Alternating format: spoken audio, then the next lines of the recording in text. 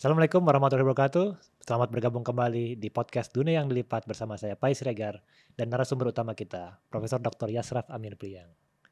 Saya akan nanya kabarnya, Pak. Baik. Alhamdulillah. Alhamdulillah baik, Pak. Gitu. Dan kemudian kita di sore ini agak mendung, Pak ya. Gitu. Jadi agak tadi sempat hujan besar dan cuacanya sudah mulai mendung di Bandung ini, Pak ya. Jadi itu kayaknya enak Makanya untuk pakai sweater pakai ya. sweater, Pak, iya. Ya. Oh, tanya jadi nggak enak ya, Pak. Ternyata memang Pak Asraf nih pemerhati tanda dia. Hari ini kita masuk ke komoditas, Pak. Gitu. Jadi saya pengen bilang kalau enak kalau minum kopi sebenarnya, Pak. Gitu. Tapi ternyata Pak Asraf langsung ke sweater saya gitu. Tapi kita ke temanya komoditas itu apa sih, Pak, sebenarnya, Pak? Seingat saya itu, sepaham saya itu sesuatu yang diperjualbelikan gitu, Pak ya. Komoditi. Ya, jadi ini ada kaitan dengan sistem ekonomi ya. Jadi komoditas itu ada hubungannya dengan sistem ekonomi. Nah, sebelum bekerjanya sistem ekonomi yang modern sekarang ini, apakah kita menyebutnya kapitalisme atau ekonomi pasar? Sepertinya di zaman dulu itu kan ada juga pertukaran barang ya. Jadi kalau zaman dulu itu kapas ditukar dengan beras gitu. Barter gitu, Pak istilahnya. Ya, barter dulu itu Iya. kan. Nah, itu artinya kan sistem ekonominya kan sistem ekonomi barter. Nah, ketika sistem ekonominya barter, di situ kan belum ada yang namanya komoditas. Jadi kapas ditukar dengan beras gitu ya. Yaitu pertukaran yang tanpa ada ini nilai komoditasnya.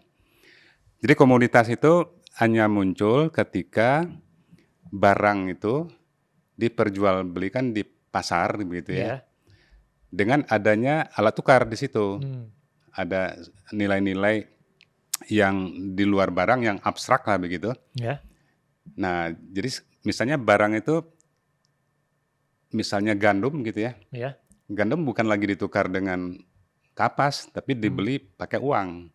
Apakah uang zaman dulu logam, uang yang dari perunggu, Iya. apapun bentuk uangnya, apakah kertas, apalagi sekarang ini kan uangnya sudah ini ya, Iya, sudah digital. Bitcoin gitu kan, Iya. sudah digital. Pokoknya selama sebuah barang dipertukarkan di pasar dan di situ dibeli pakai alat tukar, apapun alat Iya. tukarnya, nah disitulah dia menjadi komoditas. Intinya sebuah barang itu menjadi komoditas karena dia dipertukarkan di pasar pakai alat tukar begitu ya. Kalau mau dengan bahasa yang lebih sederhana, diperjualbelikan di pasar pakai alat tukar. Iya, iya. Nah, barulah dia menjadi komoditas. Nah, apapun menjadi komoditas. Kalau di zamannya yang teori tentang komoditas ini kan banyak dikaitkan dengan ini ya, dengan Karl Marx ya. Iya. Nah, di zaman Karl Marx itu yang disebut komoditas itu kan misalnya kapas, gandum, Iya. biji besi, beras, Iya. jagung. Nah, itulah komoditas. Kopi, teh gitu, Pak ya. Kopi, teh, itu adalah komoditas. Iya. Kenapa? Orang dulu untuk mendapatkan gandum ya harus mengeluarkan uang ya. Betul. Di mana gandum itu dijual di pasar. Bukan lagi petani gandum kita beli ke petani gandum, bukan Iya. begitu kan? Iya, iya. Tapi gandum itu kita beli di supermarket misalnya. Betul. Atau di pasar. Nah, di pasar itulah si gandum tadi berubah jadi komoditas statusnya. Bukan lagi sekedar gandum, tapi dia diberi nama yang lebih abstrak, yang disebut dengan komoditas itu. Berarti apapun itu yang diperjualbelikan adalah komoditas. Berarti ada nilainya pada si benda itu, Pak ya? Ya, makanya di sini ketika ekonomi sudah berubah menjadi ekonomi pasar ya. Oke. Ekonomi pasar itu artinya kan tidak lagi barang ditukar dengan barang ya, itu kan barter tuh. Nah, itu kita belum bisa menyebut itu adalah ekonomi pasar. Barang ditukar dengan barang itu. Iya. Ekonomi pasar itu kan berlangsung ketika barang ditukar dengan semacam alat tukar. Betul. Di mana alat tukar itu memiliki yang namanya nilai. Nah, di dalam sistem pasar itu, karena gandum itu adalah komoditas ya, dia mesti diberi nilai si gandum tadi itu. Gandumnya ya, si barangnya itu, Pak ya? Si barang tadi harus diberi nilai. Betul. Maka di dalam sistem ekonomi itu ada yang disebut dengan standar nilai. Standar nilai itu dia harus diukur si gandum ini ya. Iya. Orang harus mengeluarkan uang berapa nih untuk 1 kilo gandum itu. Maka di situ biasanya dulu emas yang dijadikan ini standar nilainya. Oh, 5 kilo gandum berarti sekian gram emas. Iya. Ya, seperti gambar depan kita ini dia ada ekuivalensinya gitu Pak ya? Iya, jadi katakanlah 5 kilo gandum ekuivalen dengan berapa gram emas. Betul, gitu. iya. Itu standar nilainya. Betul. Jadi saya ngarang-ngarang ini ya. Iya, sama saya juga. Orang ekonomi yang tahu persis ininya. Berapa emasnya, berapa gandumnya, ini kita ngarang-ngarang aja nih ya. Pokoknya sekian kilo gandum itu harganya sama dengan sekian miligram emas. Gitu. Tetapi kan bukan dibelinya pakai emas kan ya. Betul. Nah, jadi ada nilai. Jadi yang tadi itu nilainya. Nilainya gandum itu adalah sekian miligram emas nilainya. Betul. Tetapi untuk membelinya gimana? Maka di dalam sistem ekonomi diperlukan yang namanya alat tukar. Nah, alat tukar itu adalah konversi dari nilai emas tadi menjadi alat tukar. Alat tukar itu yang biasa kita kenal adalah uang. Apakah uang koin, apakah uang kertas, apakah uang digital sekarang, itu adalah alat tukar. Nah, sebagai alat tukar dia memiliki nilai kan ya. Betul.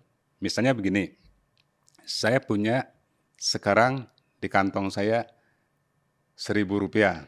Wah, masa Pak? Ya kalau nggak percaya bisa lihat. Rp1.000. Ada uang Rp1.000 di kantong saya. Bukan berarti saya punya Rp1.000 ya. Ada uang Rp1.000 di kantong saya. Nah, uang Rp1.000 itu bisa saya belikan apa? Pisang goreng pun sekarang udah nggak bisa ya. Iya, kayaknya. Nah, katakanlah bisa membeli 1 potong pisang goreng. Rp1.000 di kantong saya itu. Betul. Artinya Rp1.000 itu nilainya sama dengan pisang goreng itu. Oke. Nah, itu artinya nilai. Betul. Jadi pisang goreng, atau kalau dibalik ya, pisang goreng itu nilainya Rp1.000. Kalau dibalik begitu. Nah, terserah kita mau pakai yang mana gitu ya. Iya. Pokoknya itulah yang disebut dengan nilai. Nah, yang namanya nilai itu abstrak. Nilai itu abstrak. Jadi pisang goreng nilainya berapa? Itu abstrak. Nah, uang itu adalah konkretnya nilai ya. Jadi nilai itu dikonkretkan, menjadilah dia angka 1.000. Sebetulnya angka 1.000 itu abstrak sekali. Iya, betul. Bergantung kesepakatan kita. Bisa aja kita sepakat nilai goreng pisang itu 5 sen gitu ya. Betul. Ya karena begitulah setaranya, ekuivalennya si goreng. Tapi kan kita kan karena dia abstrak kita memiliki standar gitu kan. Nah, maka standarnya 1.000. Jadi itu yang disebut dengan nilai tadi itu. Iya. Jadi apapun di pasar pasti ada nilainya. Nah, kalau gambar depannya begini Pak, kursi dan cangkir. Mereka kan bukan seperti gandum, kopi tadi kan Pak? Ya, jadi dalam perkembangannya itu persoalan mendasar dari ekonomi pasar itu, atau kalau Karl Marx ini sering menuduhkan ekonomi yang berbasis komoditas itu pada kapitalisme ya.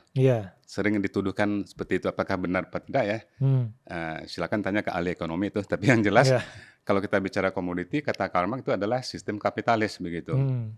Nah, masalahnya di dalam sistem komoditas itu apapun yang menjadi komoditas, apakah cangkir, apakah kursi, apakah gandum tadi itu, persoalan yang sangat mendasar adalah menentukan nilai tukarnya. Nilai tukar, maksudnya nilai tukar itu kalau jadi artinya cangkir itu bisa kita tukar dengan nilai berapa gitu ya.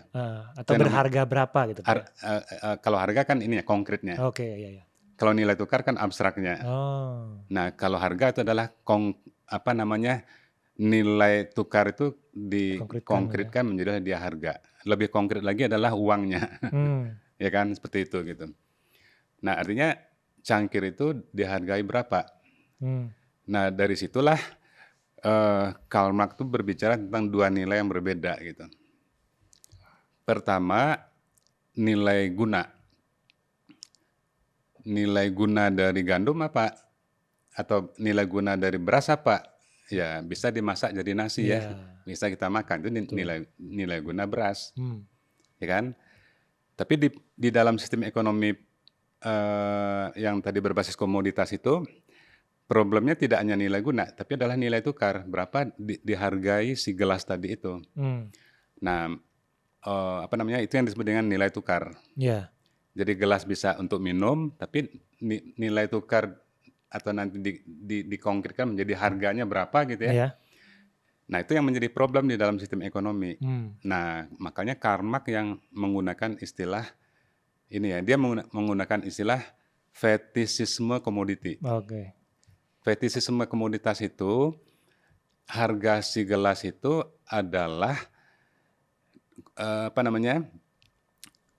bahan baku yang dikeluarkan ya, keramiknya, glasirnya, ongkos produksinya, ditambah dengan nilai buruhnya. Berapa upah buruh yang dikeluarkan untuk memproduksi gelas itu. Jadi material, bahan baku ditambah dengan upah buruh, ditambah dengan keuntungan yang akan diperoleh oleh si produser kapitalisnya. Nah, itulah harga si gelas tadi itu. Jadi yang dikritik oleh Karl Marx itu komponen pekerja itu ada di dalam harga si gelas tadi itu. Padahal dia kan dibayar semaunya kapitalis itu ya. Padahal dia berperan di dalam proses produksi gelas tadi itu yang disebut dengan nilai pekerja ya. Nilai buruh lah. Seperti itu gitu. Nah, kritik Marx ini kan berkaitan dengan dulu, orang zaman dulu ketika barang belum menjadi komoditas, ya orang kampung bikin gelas, kemudian dipakai oleh ibunya. Antara yang bikin gelas dengan orang yang menggunakan gelas itu orang yang dari sama gitu ya. Kurang lebih orang yang sama, kampung yang sama barangkali. Jadi orang mengenal ini. Jadi produksi gelas itu menjadi bagian dari struktur sosial dan budaya orang yang bikinnya. Gitu. Sekarang gelas diproduksi oleh kapitalis. Pabrik, Pak. Pabrik menggunakan buruh. Betul. Nah, buruh ini kan tidak ada urusan lagi dengan gelas itu. Dia hanya mutar-mutar keramik itu, ngecat-ngecat, habis itu si gelas itu lepas dari dirinya. Gitu. Bukan dia yang pakai gitu. Bukan dia yang pakai, tapi nilai kerjanya dijadikan harga untuk komoditas. Itu yang disebut oleh Karl Marx itu fetisisme komoditas. Jadi nilai tukar si gelas itu ditentukan oleh elemen-elemen tadi itu gitu ya. Nah, dengan demikian maka problemnya itu adalah tadi itu menentukan nilai tukar dari si gelas atau si kursi yang sebelah kanan itu juga sama gitu. Jadi seperti itu. Nah, kalau ada problemnya kemudian komoditasnya itu berarti tidak istilahnya yang penting bukan nilai gunanya lagi, Pak ya. Katakanlah si gelas ini diproduksi oleh suatu perusahaan besar gitu ya.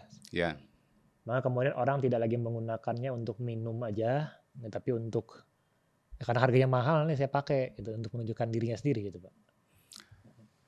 Ya, itu kita berbicara tentang perkembangan lebih lanjut dari komoditas ya.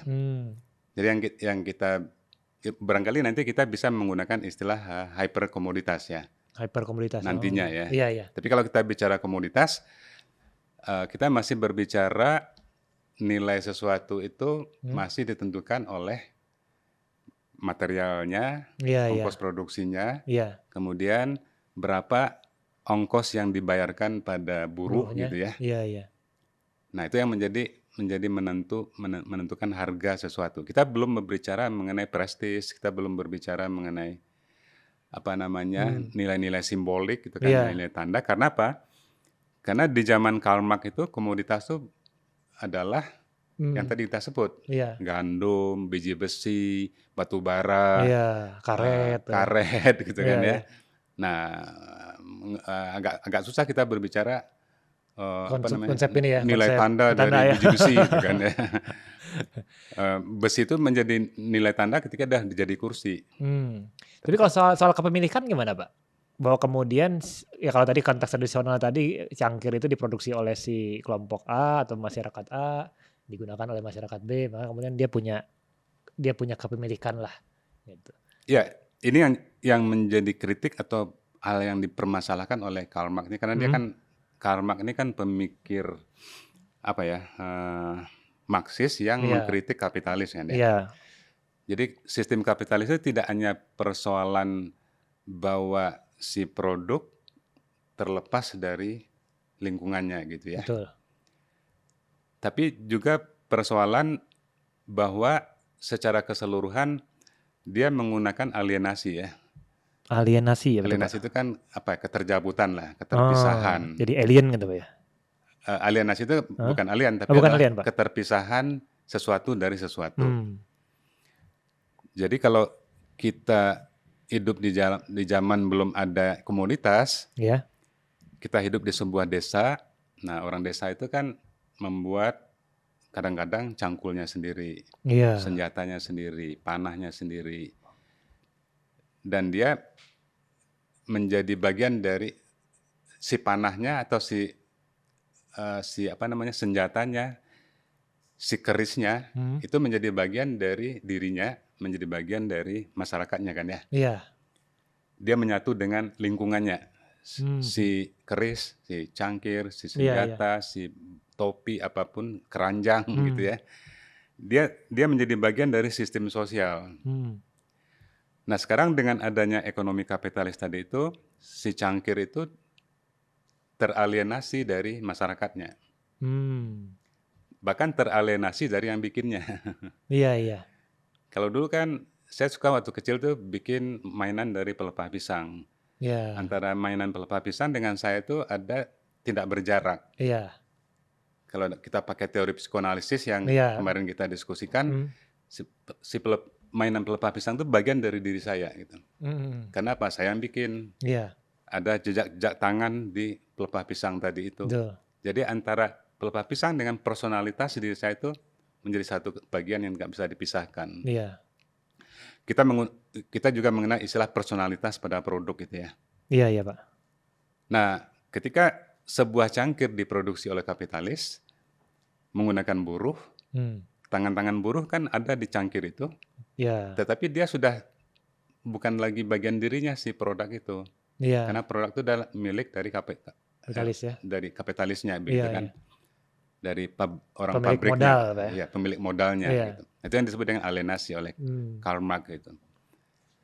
Kalau begitu berarti posisi si buruhnya itu apa itu Pak? Dalam konteks seperti itu. Ketika dia tidak punya kepemilikan atas modal, dia tidak punya kepemilikan atas alat produksi gitu. Ya, itu yang disebut dengan alienasi oleh Marx. Dia dipisahkan dari produk yang dia bikin gitu. Dia dipisahkan itu diceraikan lah gitu ya. Dipisahkan, diceraikan gitu Pak ya. Diceraikan dari apa yang dia bikin.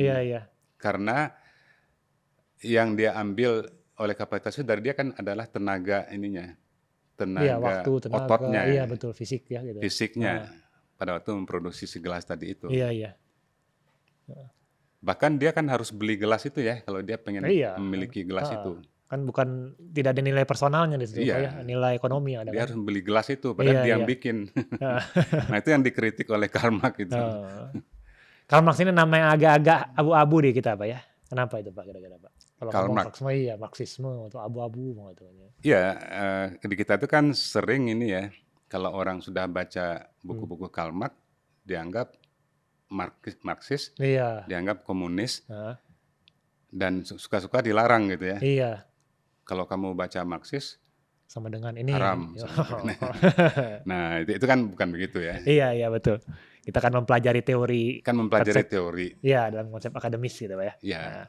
Nah ini gimana ya Pak? Ini menarik ini. Scopus paper, writing services. Waduh. Oke, jadi intinya dari komunitas itu kan ini ya, yang tadi belum kita tambahkan itu. Kan komoditas itu kan sesuatu yang diproduksi. Dia mesti diproduksi nih, si komoditas ini. Apakah produksinya itu mekanik, apakah manual, apakah digital, pokoknya dia harus melalui sebuah sistem produksi. Si komoditas ini. Misalnya padi, ya kan melalui sistem produksi kan ya. Betul. Sistem produksi pertanian, cangkul, bajak, itu kan sistem produksi. pupuk, bibit, pupuk, dan seterusnya. Iya. Nah, jadi apapun harus melalui sistem produksi untuk agar dipertukarkan di pasar kan ya. Iya. Tetapi kemudian yang tadi belum kita bicarakan, apa tujuannya gitu. Nah, tujuan dari membuat komoditas ini adalah profit. Oh. Nah, itu yang sangat sentral di dalam sistem komoditas ini. Karena Iya, apa? iya. Dia memiliki tujuan untuk menghasilkan keuntungan. Beda dengan saya dulu di kampung saya. Iya. Bikin mainan dari pelepah pisang, kan di otak saya kan tidak ada profit di situ. Iya. Orang saya akan gunakan sendiri, saya pinjamkan ke teman-teman saya begitu Betul. ya. Nggak ada motif profit dulu. Iya. Nah, begitu juga dengan masyarakat primitif ya, bikin keranjang, bikin panah, bikin tombak, nggak ada motif profit. Untuk mencukupi kebutuhan. Iya. Nah, motif profit itu hanya ada di dalam sistem yang tadi itu ya, komoditas. Iya, iya. Jadi dipertukarkan di pasar demi untuk keuntungan. Nah, karena prinsip dasarnya begitu, maka sekarang ini apapun bisa menjadi komoditas. Apapun ya, tidak hanya gandum, tidak hanya Cangkir. biji besi, Iya. tidak hanya cangkir, tidak hanya kursi. Iya. Bahkan hal-hal yang berkaitan dengan pendidikan pun bisa menjadi komoditas. Waduh. Selama di dalamnya ada tujuan untuk keuntungan. Iya, iya. Kita ambil contoh ya, membuat karya ilmiah, membuat paper ilmiah, itu kan adalah tugas akademik. Betul. Ya kan? Nah, tugas akademik itu artinya saya berusaha untuk melakukan riset. Kemudian hasil riset saya tuliskan menjadi sebuah artikel jurnal.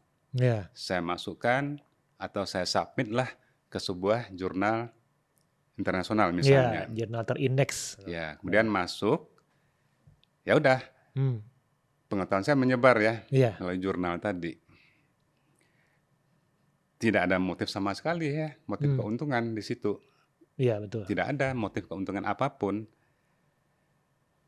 Begitulah dunia akademik gitu kan. Idealnya. Dunia penulisan artikel ilmiah itu kan begitu ya. Iya, iya. Tetapi sekarang menulis artikel itu bisa ada ditambahkan dengan motif profit di baliknya. Iya, iya.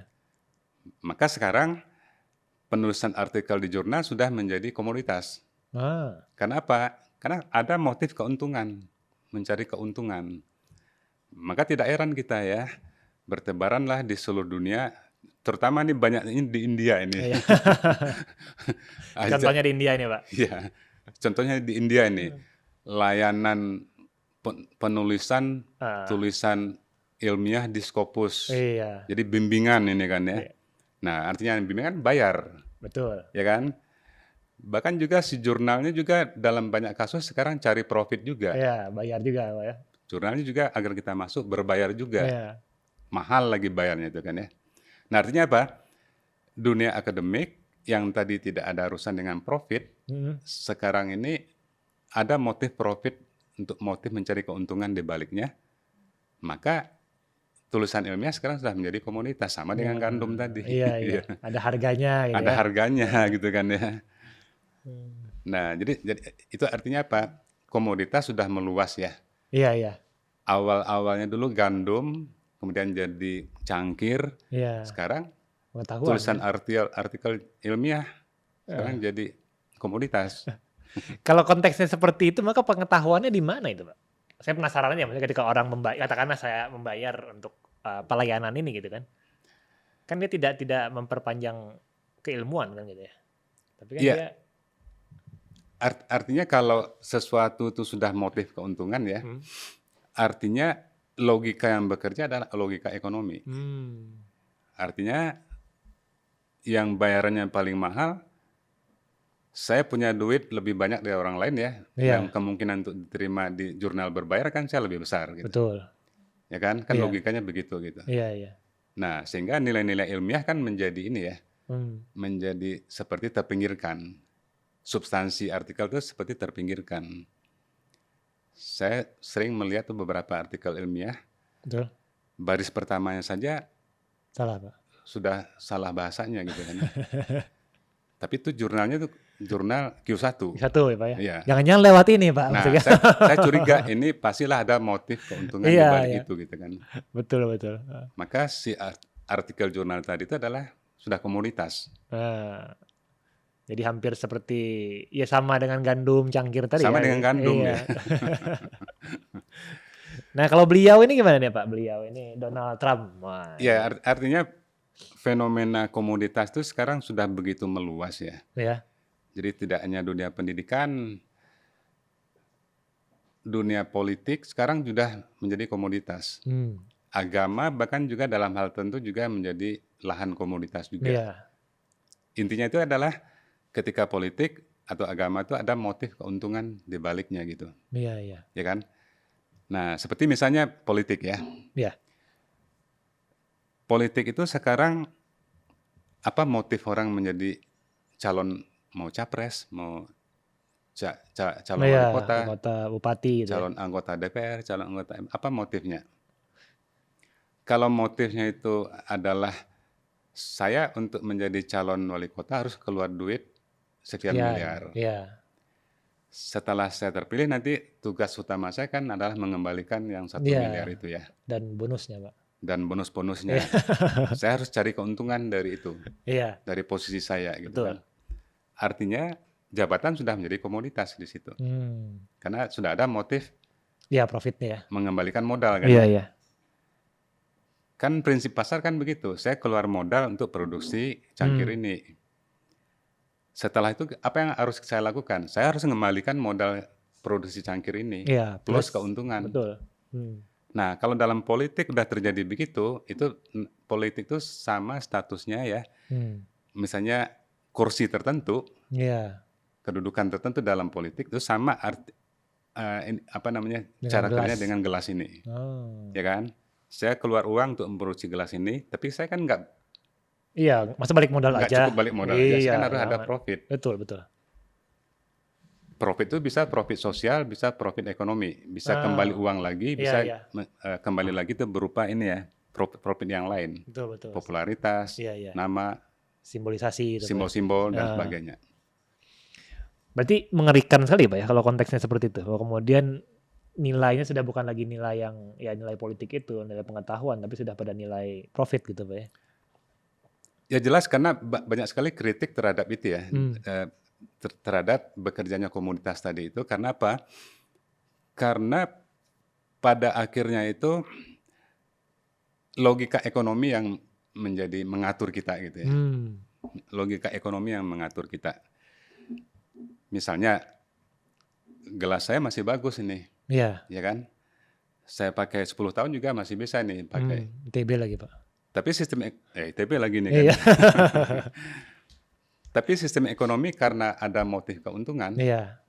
Kalau saya bikin gelas tahan 10 tahun, ya rugilah saya kan ya. Iya Pak, nggak ada yang beli lagi. Kapan saya untung? Tuh, iya. Kan? Nah, maka saya harus bikin satu sistem di mana orang merasa dirinya harus mengganti gelas ini setiap tahun, setiap 2 tahun sekali gitu kan. Iya.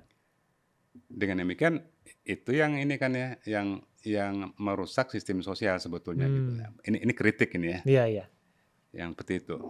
Sehingga ada efek pada lingkungan. Betul. Penebangan kayu menjadi hutan menjadi dibabat dan sebagainya. Karena apa? Orang harus ganti furniture tiap tahun. Iya. Seperti itu.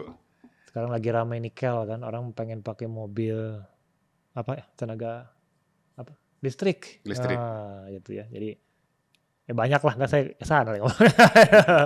Tapi dalam konteks seperti itu berarti apa istilahnya Pak? Bahwa kemudian kehidupan orang itu yang dari komoditas yang sifatnya kemudian terpakai, terguna itu menjadi berubah menjadi profit oriented gitu. Jadi mereka kemudian luar biasa sekali pengaruh teori komoditas ini Pak ya. Iya, luar biasa tuh karena ada konsep profit itu ya. Jadi profit itu kan memang hukum ekonomi ya. Iya. Ya ngapain kita bikin gelas kalau kita nggak dapat untung ya. Betul, memang harus dapat untung gitu. Iya. Nah cuman di dalam sistem komoditi yang berbasis kapitalis, untung itu seperti tidak ada batasnya. Profit itu artinya hukum kapitalis kan begitu ya. Sekecil mungkin saya keluarkan untuk produksi gelas ini untuk mendapatkan keuntungan yang sebesar mungkin. Kan hukum kapitalis pasti begitu. Iya. Nggak ada hukum kapitalis yang sebesar mungkin yang saya Modalnya, keluarkan untuk iya. produksi kelas untuk menghasilkan keuntungan yang sedikit mungkin. Kan Ah, kebalik logika ini kan. iya. Jangan jadi kapitalis itu. Iya, jangan kapitalis. Pastilah sebesar mungkin keuntungan gitu Iya, kan ya. iya. Nah, makanya di situ kan disitulah bekerja yang namanya nilai tukar tadi itu. Orang ngakal-ngakalin harga itu kan ya. Iya, iya. Di apa ya? Di ijon lah ya. Di ijon mungkin maksudnya apa? Ya, Dibanderol lah, dikatrol gitu ya. dimanipulasi gitu Manipulasi ya. ya, betul, Dimanipulasi. betul. Maksudnya sebetulnya saya produksi gelas ini saya dapat keuntungan 2.000 juga saya udah untung ya. Tapi dia buat semedikan rupa, wah ini produksinya sulit nih. Iya, Nah, mesinnya saya jual baru. 5.000, Iya, jadi iya. untung saya 2 kali lipat gitu Iya, kan. iya. Kalau bisa 6.000 lebih bagus mungkin ya Pak. Nah, itu bisa dibaca di buku Pak Esraf yang mana tuh Pak? Saya yakin dunia yang dilipat selain itu. Ya, saya rasa banyaknya memang di dunia yang dilipat Dilipat ya. ya. Karena bicara di situ apa namanya komoditas, Iya, iya. kapitalisme, dan juga di setelah dunia yang dilipat di situ ada beberapa bab yang merupakan kritik terhadap itu ya, Iya, iya. terhadap sistem komoditas itu. Oke, kalau rekan-rekan sekalian tertarik untuk membacanya, silahkan dicari di buku Pak Esraf, Dunia yang Dilipat, dan setelah Dunia yang Dilipat. Keduanya dari penerbit Cantrik. Seperti biasa Anda bisa menemukannya di Facebook, X atau Twitter dan Instagram @cantrikpustaka. Dan mereka juga memiliki websitenya www.cantrikpustaka.com. Nah, apakah ada pertanyaan ini? Ngomong-ngomong, ini santai-santai aja nih. Jadi kan konsep ketika kita hendak membuat profit, mungkin pendekatan yang mudah adalah melalui komunitas itu sendiri. Nah, berarti kan itu salah satunya, mungkin contohnya adalah kita bisa kayak merefit sebuah wilayah, sebuah perkampungan, kita alih fungsikan gitu. Intinya awalnya sebagai perkampungan biasa itu, komunitas ya masyarakat biasa umumnya gitu Pak. Tapi karena kita berusaha untuk mencari profit, oh ini kayaknya bisa nih perkampungan ini kita alih fungsikan jadi tempat wisata atau tempat hiburan atau bagaimanapun itu. Cuma sayangnya pada praktiknya itu ternyata tidak ada kontinuitas gitu Pak. Jadi yang saya lihat itu ketika ada alih fungsi sebuah komunitas di masyarakat yang awalnya itu hanya sebagai ya komunitas masyarakat sosial, tapi ternyata jadi komunitas yang berprofit itu Kak. Itu malah ada value-value yang masyarakat di dalamnya tuh merasa kaget gitu loh Pak. Jadi belum siap adanya perubahan seperti itu. Nah kalau seperti ada fenomena seperti itu tuh kita harus melakukan pendekatan ke masyarakatnya untuk mengajak supaya oh ya ayo kita bersama-sama alih fungsi supaya lebih profitable wilayahnya gitu. Atau kita lebih baik mempertahankan konsep utama si masyarakat itu atau komunitas abadi itu Pak. Ya, jadi ini kaitan antara komunitas dengan komoditas ini. Iya, iya. Ini menarik pertanyaan ini. Bagaimana? Ini Laisa namanya Pak. Ya? Iya lupa namanya Laisa. Iya, Laisa ya. Laisa kan ya? Iya Pak Laisa. Ya, pertanyaan menarik ya. Jadi bagaimana fenomena komoditas itu ada relasinya dengan komunitas ya? Iya, kan sekarang banyak ini kampung apa yang nanti dibangun menjadi apa untuk mendapatkan profit kan ya. Mendapatkan profit gitu. Nah, itu artinya apa? Di situ sudah ada fenomena komoditas kan. Menjadi apakah pariwisata, apakah satu produk-produk yang dibikin oleh orang desa itu, apakah tempat. Jadi banyak sekali yang ada kemungkinan apa yang terjadi yang dilakukan atau dimiliki oleh komunitas itu dikonversikan akan dimasukkan ke dalam sistem pasar untuk mendapatkan keuntungan ya. Nah, artinya itu sudah menjadi komoditas. Jadi dalam hal ini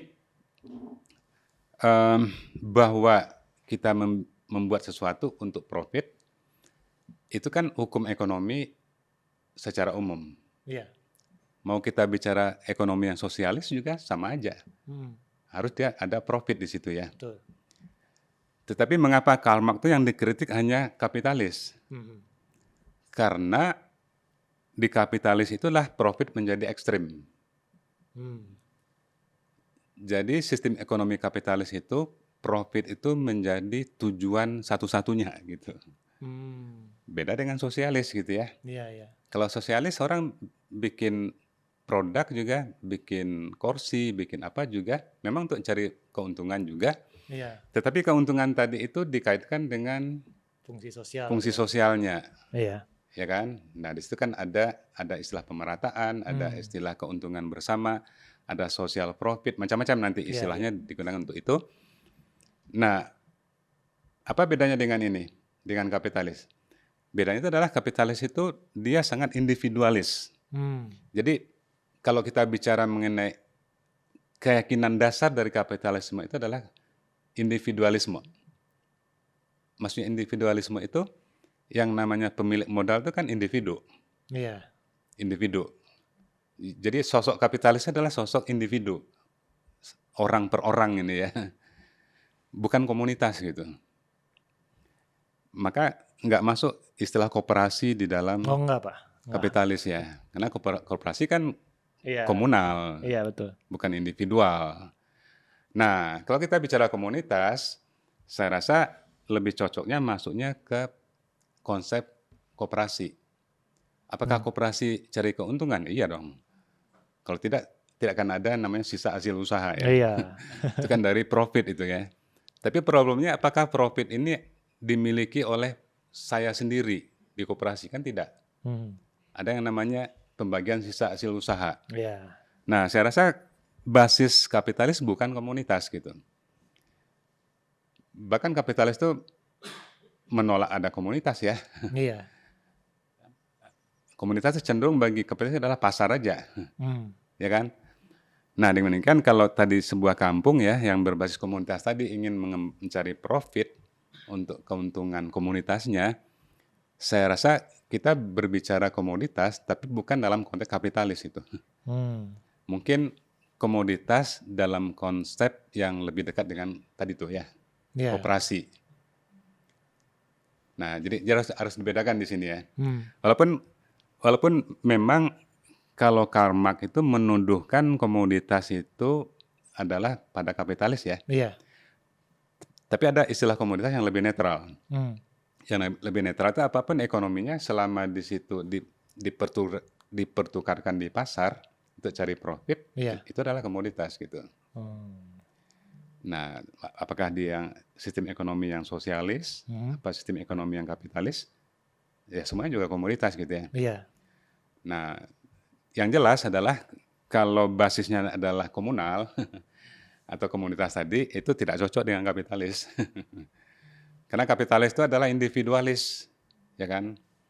Orang terkaya di dunia, apakah komunitas itu? Enggak, Pak. Enggak, semuanya individual. Iya. Termasuk orang terkaya di Indonesia, semuanya kapitalis. Iya, betul. Tidak ada koperasi itu kan ya di situ. Iya, koperasi terkaya di dunia. Enggak ada.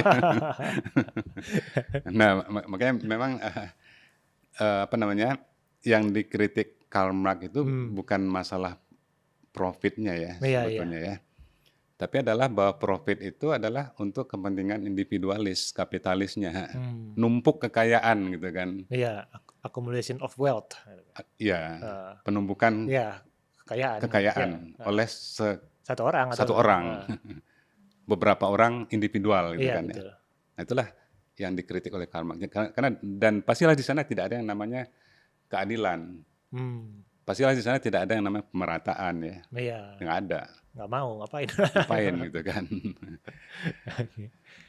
Jadi saya rasa itu ya apa namanya. Jawabannya apa ya? Jawaban kalau dikaitkan dengan komunitas. Intinya komunitas tidak masuk ke dalam konsep kapitalis. Betul? Oh iya. Tapi ini menarik ya ngomongin kampung kreatif itu kan banyak dibikin kan beberapa tahun terakhir lah gitu kan. Konsepnya pun ya udah gitu. Tidak pernah berbasis yang jelas lah setahu saya ya. Mungkin saya salah. Mudah-mudahan saya salah gitu.